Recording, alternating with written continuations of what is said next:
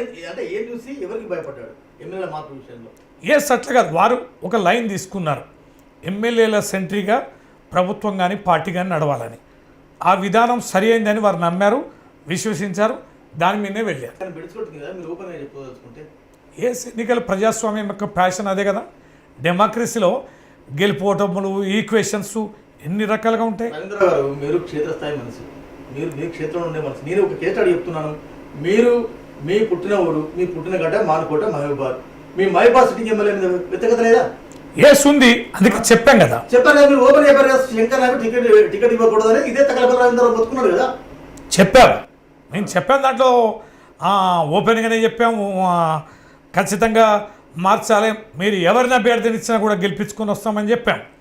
కానీ అప్పుడున్న పరిస్థితుల్లో, అప్పుడున్న సర్వేలు కానీ, అప్పుడున్న తెచ్చుకున్న ఇంటెలిజెన్స్ నివేదికలు కానీ చూసినప్పుడు శంకర్ నాయకుని మార్చాలి, రెడ్డి నాయక్ గారిని మార్చాలి అనుకున్నప్పుడు వారికి ప్రత్యామ్నాయ వ్యక్తులు అంతగా సర్వేలు అలా కనిపించకపోవడం, ప్రజాదరణ కనిపించకపోవడంతో ఉన్న దాంట్లో బెటర్ అభ్యర్థులు వేరే కనుక వీరి ఆధ్వర్యంలోనే పోవాలనేది నా నిర్ణయం జరిగింది. కాదండి, ఎమ్మెల్యేలో ముఖం చూసి ముఖం విరిసింది కదా, గెలవరని మనం ఓపెన్గా చెప్తున్నాం కదా, అయినా కూడా మీరు మొండిగా వెళ్ళారంటే అనకూడదా? ఎస్, ప్రయోగాలు జరుగుతుంటాయి ప్రజాస్వామ్యంలో ప్రజల అభిప్రాయాలు చాలా గమ్మత్తుగా ఉంటాయి. ఒకసారి అభివృద్ధి చూసి చేస్తారనుకుంటాం, ఇంకోసారి మంచి నడవడిక చూసి చేస్తారని. మా దగ్గర నేను ఇన్ఛార్జి నల్గొండ జిల్లా ఉన్నా, మా దగ్గర మిర్యాలగూడ ఎమ్మెల్యే భాస్కర్ రావు గారు ఉన్నారు, అద్భుతమైన ఎమ్మెల్యే. భువనగిరి ఎమ్మెల్యే పైల శేఖర్ రెడ్డి గారు ఉన్నారు, చాలా ఎక్సలెంట్ ఎమ్మెల్యే. వాళ్ళిద్దరు కూడా ఓడిపోయారు. పోల్ మేనేజ్మెంట్ బ్రహ్మాండంగా చేశారు, వస్తువుల కార్యక్రమం చేయరు, నిత్యం అందుబాటులో ఉంటారు, అన్ని రకాలుగా అందుబాటులో ఉండే ఎమ్మెల్యేలు కూడా ఓడిపోయారు. కనుక మంచి ఎమ్మెల్యేలు ఓడిపోయారు, కాస్త ప్రజల విశ్వాసానికి దూరం ఉన్న వాళ్ళు కూడా ఓడిపోయారు. అవును కదా, అంటే కొంతమంది వ్యతిరేకత ఉన్న వాళ్ళు ఓడిపోయారు, మంచి వాళ్ళు ఓడిపోయారు. అది మీ పరిశీలనలో వెల్లడైంది ఓపెన్ అని. అంటే దీన్ని బట్టి వ్యతిరేకత పార్టీపై ఉందా, వ్యతిరేకత కేసీఆర్ పై ఉందా, వ్యతిరేకత గ్రౌండ్ లో ఉందా? చాలా విషయాలు తోడైనాయి అంటున్నా, దీంట్లో చాలా విషయాలు తోడైనాయి. ఇప్పుడు కొన్ని ఉంటే ప్రభుత్వ పథకాలకు సంబంధించి కూడా చివరి రోజు దళిత బంధు అని, గృహలక్ష్మి అని, కొన్ని రేషన్ కార్డుల ఇష్యూ కానీ, కొన్ని పెన్షన్ల ఇష్యూ కానీ, కొంచెం బీసీ బంధు కానీ చివరిలో ముందు పెట్టుకోవడం, అది కొత్త ఇబ్బందికరమైన అవకాశాన్ని కల్పించింది. అంటే ఓవరాల్గా ఒక ఎమ్మెల్యేలే అని చెప్పలేం, ఎమ్మెల్యేలని కావచ్చు, కొన్ని పథకాలకు సంబంధించి అని కావచ్చు, లేదా ప్రతిపక్ష పార్టీ కాంగ్రెస్ పార్టీ చేసిన విషపూరితమైన ప్రచారం కావచ్చు, టీఎస్పీఎస్సీ కావచ్చు, లేదా యూత్ యొక్క పోలరైజేషన్ కావచ్చు, ఇవన్నీ కూడా వన్ బై వన్ యాడ్ అయినాయి. అది కూడా మీరు చూడండి, కొద్ది ప్రాంతానికి ఏది మన ఖమ్మం కానీ, నల్గొండ కానీ, వరంగల్ కానీ, మహబూబ్నగర్ కానీ ఈ ప్రాంతంలో ఎఫెక్ట్ అయింది. మనం ఇటు చూస్తే హైదరాబాద్ మొత్తం కూడా ఇంత పెద్ద నగరంలో అభివృద్ధిని చూశారు, ఎమ్మెల్యేల మీద వ్యతిరేకత లేదు.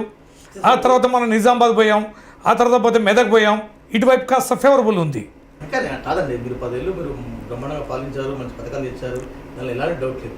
మీరు గ్రౌండ్లో ఉన్నారు, మీరు నిజాయితీ చెప్తారు అనుకుంటున్నారు, కానీ మీరు ఇంకా గోడ మీద పిల్లలా ఉన్నారు. అంటే నెగిటివ్ వస్తే మళ్ళీ పార్టీ నుంచి ఇబ్బంది అవుతుంది అంటున్నారా మీరు అట్లా అంటే నేను ఎందుకు మాట్లాడతా? నెగిటివ్ అనేది కాదు, ఇప్పటికైనా మేము ప్రక్షాళన చేసుకోవాలి. మా గురించి మేము తప్పులు మాట్లాడితే మా వాళ్ళు హర్షిస్తారు. నిన్నేదో నేను చిట్చాట్లా మాట్లాడిన దాని మీద విపరీతంగా రాష్ట్ర వ్యాప్తంగా హర్షాతిరేకాలు ఉన్నాయి. దాని అర్థం ఏంటంటే మా ఓటమిని బాధపడే వాళ్ళు ఉన్నారు. కేసీఆర్ గారు ఓడిపోతారు, కేసీఆర్ గారు ముఖ్యమంత్రి సీట్లో ఊహించడం లేకపోవడాన్ని జీర్ణించుకోలేక వలవల ఏడ్చే ఎంతోమంది చిత్తశుద్ధి కలిగిన నేతల్ని, ప్రజల్ని, కార్యకర్తలను చూస్తున్నా. ఇంటర్వ్యూ స్టార్టింగ్లోనే ఒక క్వశ్చన్ అడుగుదాం అనుకున్నా సార్, మీరు ఓటీ బ్యాచా బీటీ బ్యాచా? పార్టీ వర్టికల్ డిబేట్ అయింది కదా ఎప్పుడు, OT batch and BT batch. ఎవరు తక్లబుల్ రవీంద్రరావు బీటీ బ్యాచా ఓటీ బ్యాచా? మీరు మీకు తెలియని వెంకట గారు, మీరు నాకేమన్నా కొత్తనా? నేను తెలంగాణ వస్తుందని కానీ, రాష్ట్రం వస్తుందని కానీ, మేము ఎమ్మెల్యేలు ఎమ్మెల్సీల మైతమని కానీ ఇవన్నీ మాకు తెలియదు. నాకు తెలిసిందా చదువుకున్న వాళ్ళం. తెలంగాణ రాష్ట్రం వ్యవసాయ రంగం బాగలేదు, విద్యారంగం బాగలేదు, ప్రజలు పేదరికంలో ఉన్నారు. వనరులు ఉన్న ఈ ప్రాంతం ఎందుకు పేదరికంలో ఉండాలి? కేసీఆర్ గారు లాంటి మంచి నేత దొరికింది, ఆయన నాయకత్వంలో పనిచేద్దాం, తెలంగాణ రాష్ట్ర సాధన కోసం బతుకున్నంతకాలం పోరాటం చేద్దామని ఆర్థికంగా, రాజకీయంగా అన్ని రకాలుగా అవకాశాలను వదులుకొని ఇళ్ళకి వచ్చినాం వెంకట్ గారు. దాంట్లో మీరు ఓటీ బ్యాచ్, కానీ బంగారు తెలంగాణ బీటీ బ్యాచ్ కూడా ఒకటి ఉందని కావాలి పేపర్ రాశాయి, అది ఓపెన్గా చిట్చాటుగా మీకు తెలుసు, నాకు తెలుసు. ఆ విషయం పక్కన పెడదాం. అధినేత చుట్టూ కేసీఆర్ చుట్టూ జోకుడుగాలు ఉన్నారు. ఆ జోకుడుగాలు పాకుడుగాలు ఎవరు చెప్పే ధైర్యం ఉందండి మీరు నేను అనేది ఎక్కడ మీకు ధైర్యం ఉందంటారు. నేను అనేది ఏంటంటే కింద నుంచి మీది కూడా ధైర్యం ఉంచిన ఎమ్మెల్యేల దగ్గర కూడా ఎంత అభిప్రాయం చెప్పదామని మా సదుద్దేశంతో ఉన్నా కూడా కొద్దిమంది కోటని పెట్టుకునేది. మేము అనేది ఏంటంటే ముఖ్యమంత్రి గారికి సన్నిహితంగా పోయి చాలా విషయాలు చెప్పాలి, గ్రౌండ్ రియాలిటీ తెలియాలి, కొన్ని కార్యకర్తల నాయకుల బాధలు తెలియాలి, కొంచెం ప్రజలకి మెచ్చే రకమైనటువంటి వ్యక్తులకి పదవులు ఇవ్వాలి, కాస్త ప్రజాభిప్రాయాలు మారుతున్నాయని ముఖ్యమంత్రి గారికి చేర్చాలి అనే అంశం పట్ల తనలాడిన చాలామంది వ్యక్తులు ఉన్నారు. ఆ వ్యక్తులకి అవకాశం దొరకలేదు. అక్కడ కొంత ఏదైతే ఆ దుర్భేద్యమైన వ్యవస్థ ఉందో దానిపైన చాలా చర్చ గ్రౌండ్లో జరిగింది ఉన్నది అనేది మాత్రం వాస్తవం. అది అంటే మీలాగా అంటే గ్రౌండ్ అప్డేట్ ఇలా ఉంది సార్ అని చెప్పే అవకాశం లేదంటే ఎస్, చెప్పడానికి కాస్త ఇబ్బందికరమైన వాతావరణం ఉండేది. మా నాయకుడికి అన్నీ తెలుసు అనేది ఒక అంశం. రెండోది ఏంది, చెప్తే వినరేమో అనేది ఒకటి. మూడోది ఏంది, ఒంటరిగా 1-to-1 చెప్పాలని అనుకునేది, కానీ అవకాశం 1-to-1 మా సార్ ఇవ్వకపోయేది. దాంతో ఏంటంటే చెప్పాలనుకునేవారు కూడా 10 మంది ముందు చెప్పడానికి జంకి మనసులో ఉన్నాయి ఇబ్బంది పెట్టుకొని మనసులో పెట్టుకొని వచ్చేది. కొన్నిసార్లు మాలాంటి వాళ్ళు రాసి ఇచ్చినా కూడా కొన్ని విషయాలకు సంబంధించి మార్పు జరుగుద్దని అనుకున్నాం. కానీ జరుగుతున్న నష్టం మా కళ్ళారా జరుగుతుంది, ఇబ్బంది అవుతుందని తెలుస్తూనే కోల్పోవడం అనేది ఇక్కడ బాధాకరం. వాస్తవాన్ని మీలాంటి వారికి ఆవేదన విపరీతంగా ఉంటుంది. ఎందుకంటే నేను జర్నలిజం కెరీర్ స్టార్ట్ చేసినప్పుడు మీరు మహిబాద్ ఉద్యమం స్టార్ట్ చేశారు. మీరు ఉద్యమం నుంచి అంటే తెలంగాణ వస్తువు రాదు తెలియదు మీరు అన్నట్టు అది ఉద్యమాలు చేశారు. అనేక ఎన్నికల్లో అంటే అనేక ఉప ఎన్నికల్లో 2 సాధారణ ఎన్నికల్లో మీరు ఫైట్ చేశారు. రైట్, తెలంగాణ వచ్చింది. కానీ తెలంగాణ వచ్చిన తర్వాత పార్టీ చేతిలో ఓడిపోతుంటే కళ్ళ ముందు ఓడిపోతుందని తెలిస్తే మీకు అంటే ఇలా తట్టుకోగలిగారు. అంటే వ్యవస్థ ఒక రకంగా నిర్మితమైనప్పుడు మా నాయకుడు ఒక నిర్ణయం తీసుకున్నాక మంచైనా చెడైనా నాయకుడిని అనుసరించి నడవాలి. అది చెడని తెలిసినా కూడా boss is the boss, always right. కనుక మాలాంటి కరడు కట్టిన వాళ్ళం ఎస్ పోతాం ఒకసారి పోతాం. మీరు వెంకట్ గారు అధికారం నుంచి పోతాం కొంపలమెంట్కపోయిందండి. 14 ఏళ్ళు పోరాటం చేయలేదా అండి? తెలంగాణ వస్తే అధికారంలోకి వస్తామని పోరాటం చేశామా?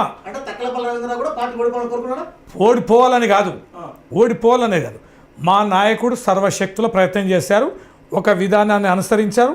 ఆ విధానాన్ని ప్రజలకు నచ్చినప్పుడు జరుగుతుందో చెప్పే బాధ్యత మీకు లేదండి. ఎస్, మీరు నాకు తెలిసి చెప్తాను, మీరు వరంగల్ ఇన్ఛార్జ్ ఉన్నప్పుడు డైరెక్ట్ మీరు కేసీఆర్తో గిన్నిసార్లు మాట్లాడారు. సార్ ఏం జరుగుతుందని వారు కాల్ చేశారు, ఏం జరుగుతుంది మీరు అప్డేట్ చేశారు. ఎందుకు మీకు ర్యాప్ ఉన్నది? కేసీఆర్ గారికి సమాచారం తెలియక పోక అనేది కాదు, వారికి ఒక అంచనా ఉంది, ఒక లైన్ ఉంది. తెలియక అంత అమాయకంగా ఉంటారు, తెలియక చెప్పక అసలు అని కాదు. కానీ వారు ఎంచుకున్న విధానం సరి అయిందని ఆ విధానంలో నడిచినప్పుడు సార్ మీరు సమర్థించకూడదు. శంకర్ నాయక్ ఓడిపోతారని మీకు తెలుసు, మీరు కేసీఆర్ తెలుసు, రెడ్డి నాయక్ ఓడిపోతారని శంకర్ నాయక్ తెలుసు, మీకు తెలుసు. అయినా టికెట్ ఇచ్చారా మీరు? ఎస్, 18 ఇచ్చాం కదా, 18లో గెలిచారు కదా. మా శంకర్ నాయక్ కూడా 18లో గెలిచారు కదా. 18లో కూడా వద్దని చెప్పాను అన్నాం. 18లో వారు సిట్టింగ్ లెక్క సీట్లు అని చెప్పి ఇచ్చారు. వారు అన్న అభిప్రాయం నెగ్గిందా లేదా, గెలిచారా లేదా, మరి సరే అన్నప్పుడు అదే కదా. ఎప్పుడు కూడా నిర్ణయాలు ఒకే తీరుగా ఉండవు, ఒకే తీరు విధానాలు నచ్చకపోవచ్చు. ఇవాళ బిర్యానీ తినాలనే కోరుకుంటే రేపు బిర్యానీ తినాలని లేదు కదా, రేపు ఇంకో వెజిటేరియన్ తినాలని ఉంటుంది, రేపు ఇంకోటి తినాలని ఉంటుంది. ఎప్పుడు నిన్న బిర్యానీ నచ్చింది కాబట్టి ఇవ్వాలని కాదు కదా. ప్రజల అభిప్రాయాలు ఏంటి? ప్రజలు కరెంట్ కావాలన్నారు, మంచినీళ్ళు కావాలన్నారు, సాగునీరు కావాలన్నారు, ఇంకేదో కావాలన్నారు. ఇప్పుడేంటి, కాస్త మార్పు కూడా కావాలని అనుకున్నారు. మార్పు అనేది ఏంటి? మా ఎమ్మెల్యే మార్పు కావాలనుకున్నారు.